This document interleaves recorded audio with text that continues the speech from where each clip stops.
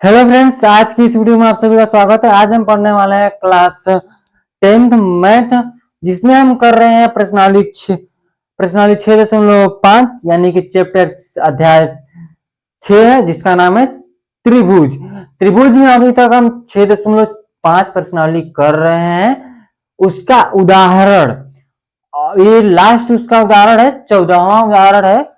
फिर उसके बाद है प्रश्नावली, आपकी प्रश्नावली की सवाल हम करेंगे, इसी वीडियो में करेंगे। पहले हम इसको उदाहरण कर लेते हैं जो हम पहले से लिखकर आ गए हैं, ठीक है। क्योंकि लिखने में जो टाइम वेस्ट करेंगे हम उस टाइम को समझने में लगा लेंगे, ठीक है। तो चलिए आज का लेक्चर शुरू करते हैं। शुरू करने से पहले देखिए एक बात बता दें, अगर आपको किसी भी क्वेश्चन, किसी भी उदाहरण, कुछ भी प्रॉब्लम आती है, मैथ से रिलेटेड, साइंस से रिलेटेड कुछ भी दिक्कत आती है, तो आप जाइए चैनल पे, आप कमेंट कीजिए, या फिर देखिए चैनल पे आपका व्हाट्सएप ग्रुप का लिंक मिल जाएगा, वहां पर आप मैसेज कर सकते हैं, या फिर डिस्क्रिप्शन में भी है, वहां पर आप व्हाट्सएप ग्रुप का लिंक, वहां से आप ज्वाइन हो सकते हैं। कमेंट कर ही सकते हैं कि कोई सवाल हमको नहीं आई, कुछ भी दिक्कत आती है, ठीक है। तो यहाँ से देखिए प्रश्नावली है आपकी 6.5 का के लिए यह उदाहरण, और चैप्टर का नाम तो बता ही दिए, क्या है, त्रिभुज है। क्या बोला है कि एक आयत है ABCD, आपका पहले से बुक में दे दिया है, ये बनाना नहीं है हम खुद से। ABCD के अंदर स्थित ओ कोई बिंदु है। इस सिद्ध करना है कि जो OB है, जो OB है, OB है, OB square plus OD square बराबर OA square plus OC square के बराबर है, ठीक है। इतना हमको सिद्ध करना है स्क्वायर में करके। तो यहाँ पर स्क्वायर कब कैसे आएगा, पाइथागोरस प्रमेय का यूज करेंगे तब आएगा। किस तरह से आएगा, आइए क्वेश्चन को हल करते हैं, फिर पता चल जाएगा, ठीक है। क्या ओ से होते हुए, ये पहले नहीं लिखेंगे, ठीक है। ये देखिए यहां से ये P है, P से Q तक, यानी कि O से होते हुए PQ रेखा खींची, जो PQ समांतर है BC के, PQ समांतर है BC के, PQ समांतर है क्या, BC के। तो PQ समांतर है जब BC के, तो यहां से देखिए PQ समांतर है BC के, तो जो बिंदु है, बिंदु जो है P, जो बिंदु है P बिंदु, AB लिखेंगे, P बिंदु भुजा AB पर है, AB पर स्थित है, और Q भी भुजा DC पर स्थित है, ठीक है। इतना इतना क्लियर हुआ।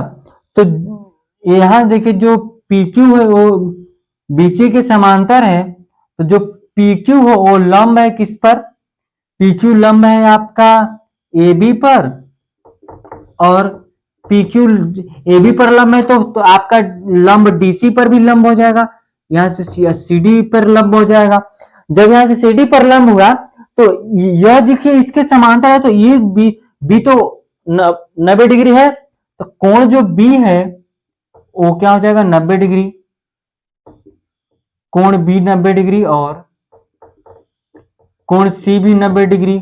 जब कोण 90 डिग्री ये हो गया, तो यह जो होगी ना, यह इसके समांतर है, तो कोण P, देखिए कोण P भी क्या हो जाएगा, 90 डिग्री। तो लिखेंगे कोण BPO, या फिर O ना लिखकर Q लिखेंगे, BP, देखिए कोण BPQ भी 90 डिग्री हो जाएगा, तथा कोण जो आपका CQP है वो भी 90 डिग्री हो जाएगा। जब यहां से आपका 90 डिग्री हो जाएगा, तो आगे आएंगे त्रिभुज में, क्या आएंगे हम बात करेंगे त्रिभुज से, ठीक है। देखिए, और हम देखिए इतना से हमको पता चल गया, तो अतः लिखेंगे, अतः जो आपका ये है BPQC है, BPQC आपका, और क्या है, ए पी क्यू डी, क्या ए पी क्यू डी दोनों आयत है? दोनों क्या है? आयत है।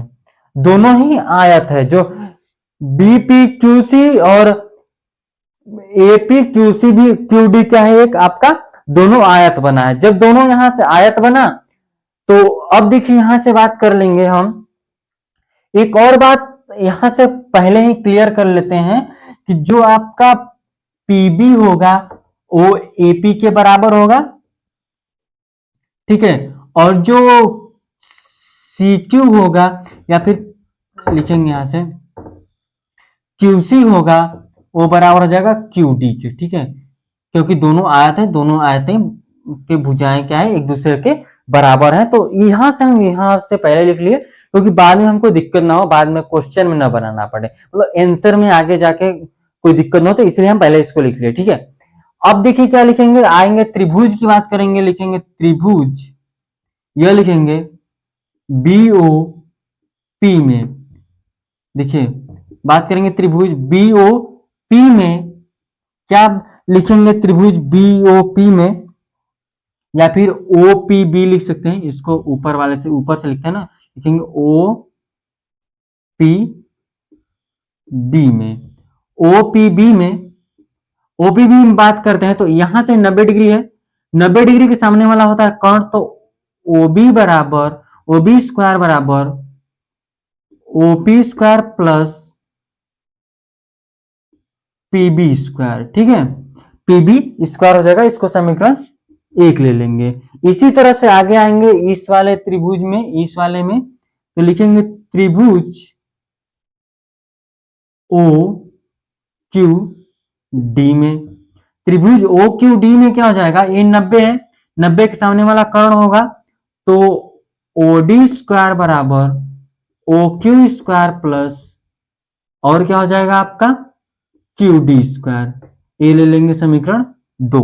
यहां से हमने समीकरण 2 ले लिया। अब आइए यहां से अगला ये वाला त्रिभुज, इस वाले में लेंगे तो त्रिभुज लेंगे, त्रिभुज इसको या फिर इसको ले लीजिए, इसको ले लेते हैं हम, ठीक है, तो लिखेंगे ओ क्यू सी में, त्रिभुज ओ क्यू सी में तो जो ओ सी स्क्वायर बराबर हो जाएगा O Q square plus Q C square के, इसको समीकरण 3 ले लीजिए, इसको समीकरण 3 ले लीजिए। ये सभी चीजें किसके अनुसार हो रही है? पाइथागोरस प्रमेय से। किसके अनुसार? पाइथागोरस प्रमेय के अनुसार हो, ठीक है। तो यहां से ये त्रिभुज अगला लिख लीजिए, क्या ए पी क्यू या फिर ओ पी क्यू में, ओ पी ए में, त्रिभुज ओ पी ए में बात करेंगे तो जो ओ ए स्क्वायर है बराबर हो जाएगा OP square plus P A square का, ठीक है। ये समीकरण 4 ले लीजिए। तो समीकरण 1 और समीकरण जो 2 है उसको क्या कर लेंगे, जोड़ लेंगे, समीकरण 1 और समीकरण 2 को जोड़ने पर।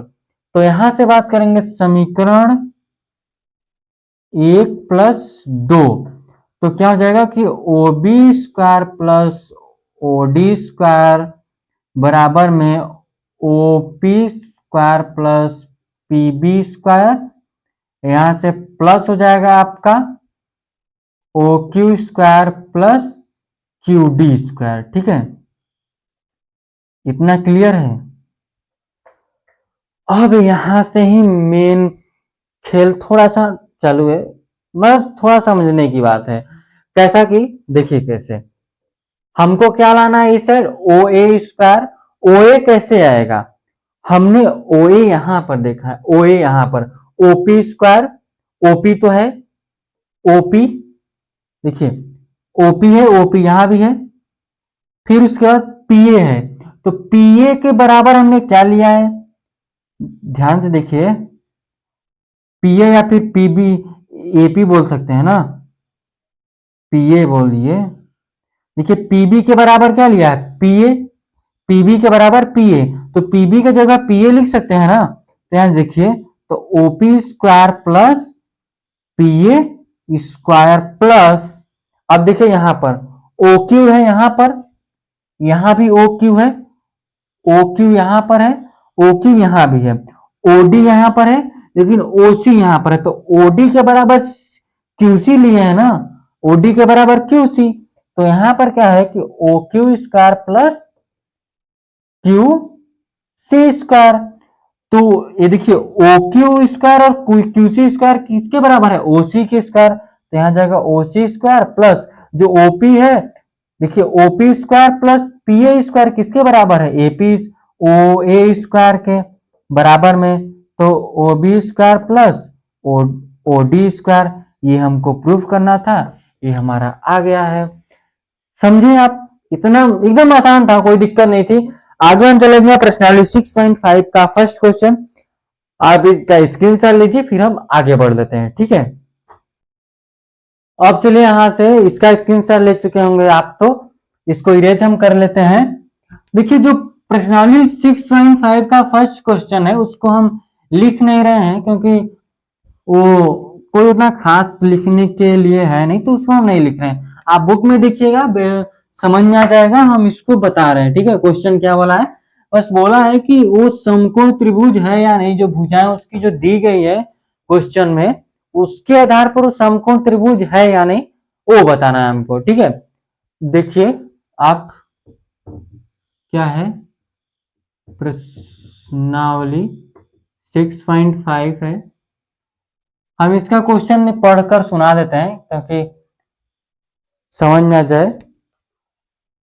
क्या बोला है कि कुछ त्रिभुजों की भुजाएं नीचे दी गई हैं, निर्धारित कीजिए कि इनमें कौन कौन से त्रिभुज समकोण त्रिभुज हैं।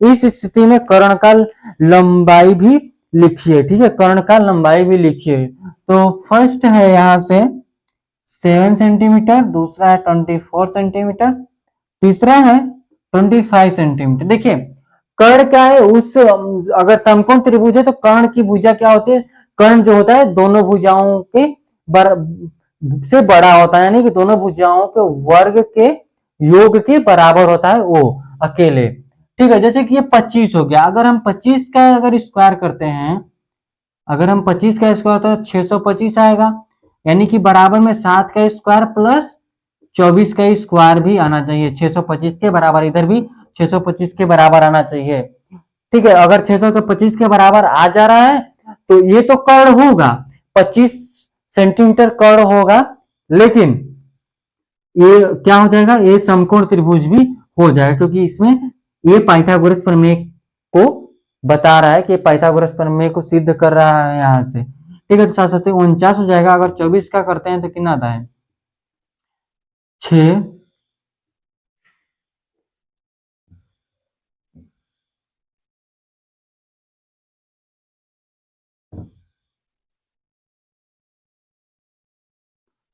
देखिए क्या हो जाएगा, दो दो चौक के 8, दो दूनी के 4, तो यहां से क्या हो जाएगा 6, ठीक है, क्या हो जाएगा 6 हो जाएगा।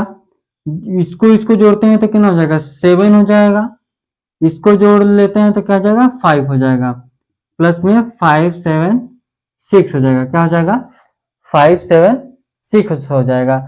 जब 49 को इसमें जोड़ेंगे तो 9 और 6 हो जाएगा, 15 का 5 1 कैरी, ये हो जाएगा 4 और 7 11, 11 में हम 1 जोड़ेंगे तो क्या हो जाएगा 12 का 2 1 कैरी 5 1 6। तो ये क्या है, दोनों साइड इतना सेम आया, यानी कि कर्ण का स्क्वायर बराबर आधार स्क्वायर प्लस लंब स्क्वायर, यानी कि दोनों के भुजाओं के वर्ग के बराबर आ गया इस तरह से करने पर, यानी कि ये क्या है, आपका समकोण त्रिभुज है। अगर हम दूसरा को देखते हैं, दूसरा वाला, दूसरा नंबर क्या है, यहाँ से कर्ण आप लिख सकते हैं 25 है, ये 3 सेंटीमीटर है, ये आपका 8 सेंटीमीटर है, ये 6 सेंटीमीटर है।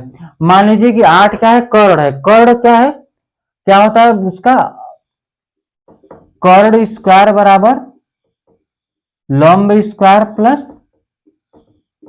आधार स्क्वायर। तो कर्ण सबसे बड़ा होता है, कर्ण सबसे बड़ा होता है ना, तो क्या लिखेंगे 8, 8 का स्क्वायर प्लस 3 का स्क्वायर प्लस 6 का स्क्वायर, इतना ही समझ लीजिए। तो ये 3 3 के 9 प्लस 6 के 36, इसको जोड़ देंगे तो कितना आ जाएगा आपका, और 8 64 आ जाएगा, ठीक है। यहां से 45 और 67 कभी ये नहीं होगा समकोण। ये क्या है? ये समकोण नहीं है। आप लिख लीजिएगा ये समकोण नहीं है। समकोण नहीं तो कर्ण कहां से निकलेगा? ठीक है, तो दो है, दूसरा और तीसरा और चौथा वो आप खुद से चेक कर लीजिएगा कि वो आपका समकोण त्रिभुज है या नहीं। तो दूसरा क्वेश्चन हम कर लेते हैं। दूसरा क्वेश्चन क्या कहा है? ठीक है, इतना क्लियर हो गया होगा तो बस इसमें चेक करना था कि कर्ण कर्ण के बराबर दोनों योगों का, कर्ण के स्क्वायर के बराबर दोनों भुजाओं के वर्ग के योग के बराबर आता है या नहीं। इसको हम देखकर हमको बता देना था कि वो समकोण त्रिभुज होगा या फिर नहीं होगा। ठीक है, दूसरा क्वेश्चन क्या है आपका कि पी क्यू आर एक समकोण समकोण त्रिभुज है जिसका कोण P समकोण है तथा QR पर बिंदु यम इस प्रकार स्थित है कि PM लंब है QR पे। दर्शाइए दर्शाइए कि PM स्क्वायर बराबर QM प्लस YR क्या हो जाएगा? QM plus QM multiply YR। ठीक है, देखिए यहां से क्या है, हमने लिया एक समकोण त्रिभुज लिया जिसमें P क्या है? P आपका है समकोण, P यानी 90 डिग्री है। P क्या है? 90 डिग्री है। तो QR पे क्या है? बिंदु यम है। QR पे बिंदु यम है। यम इस तरह से है। ठीक है, किस तरह से है कि जो PM है वो लंब होगा QR पे। ये इस पर लंब डाल दिया, यह इस पर लंब डाल दिया। तो हमको क्या दर्शाना है कि जो PM स्क्वायर है वो QM और YR मल्टीप्लाई के बराबर आए। समझे बात को? तो इसको हम कैसे करेंगे उस पर गौर कर लेते हैं। ठीक है, देख लीजिए यहां से आगे क्या है कि जो ये देखिए, जब हम हल करते हैं ना, जो दिया है वो आप खुद से लिख लीजिएगा। हम डायरेक्ट हल करते हैं, यहां से सिद्ध करना है वो आप लिख लीजिएगा। दिया है आप यहां से लिए कि पी क्यू आर एक समकोण त्रिभुज है। पी समकोण है और क्यूआर पर बिंदु यम इस प्रकार है कि पीएम है, पीएम लंब है क्यूआर पे। ठीक है, दर्शाना है कि PM स्क्वायर बराबर QM मल्टीप्लाई MR। तो इस पे ध्यान देंगे, हम लिखेंगे, हल करेंगे, डायरेक्ट लिखेंगे प्रमेय से। देखिए ना, प्रमेय अगर आप 6.7 पढ़े होंगे, प्रमेय 6.7, तो उसके अनुसार क्या हो जाएगा, जो त्रिभुज है PQ या फिर PMQ है वो समरूप हो जाएगा त्रिभुज PRQ के। त्रिभुज PR जो PMQ है त्रिभुज PRQ के समरूप हो जाएगा। ये प्रमेय 6.7 से इसको समीकरण 1 ले लीजिए। इसको समीकरण 1 ले लेंगे प्रमेय किसके अनुसार? 6.7 के अनुसार। ठीक, उसके बाद इसी के नीचे क्या लिखेंगे कि त्रिभुज क्या है? त्रिभुज PMR समरूप हो जाएगा त्रिभुज PRQ के। इसको समीकरण 2 लीजिएगा किसके अनुसार? प्रमेय उसी के अनुसार। फिर उसके बाद क्या लिख सकते हैं कि समीकरण ज्यादा हम उतना नहीं लिखवाना, समीकरण 1 और 2 से। समीकरण 1 और समीकरण 2 से क्या हो जाएगा यहां पर कि यह और ये इससे तो कट जाएगा, लेकिन जो त्रिभुज है PMQ समरूप निकल जाएगा त्रिभुज PMR के। ठीक है, इतना क्लियर हो गया। तो अगर आप प्रमेय पढ़े होंगे, देखिए यह PMQ, तो जो PM है, जो PM है PMR, जो PM है ना, PM बटे क्या हो जाएगा, PM बटे PQ बराबर,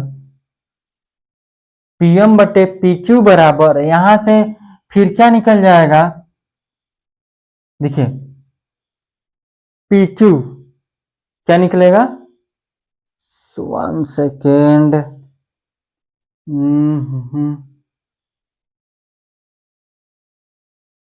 जो PM है, अगर हम त्रिभुज PMR की बात करें तो जो PM है, तो PM जो होगा दोनों के लिए तो सेम होगा, लेकिन जो PM है ना,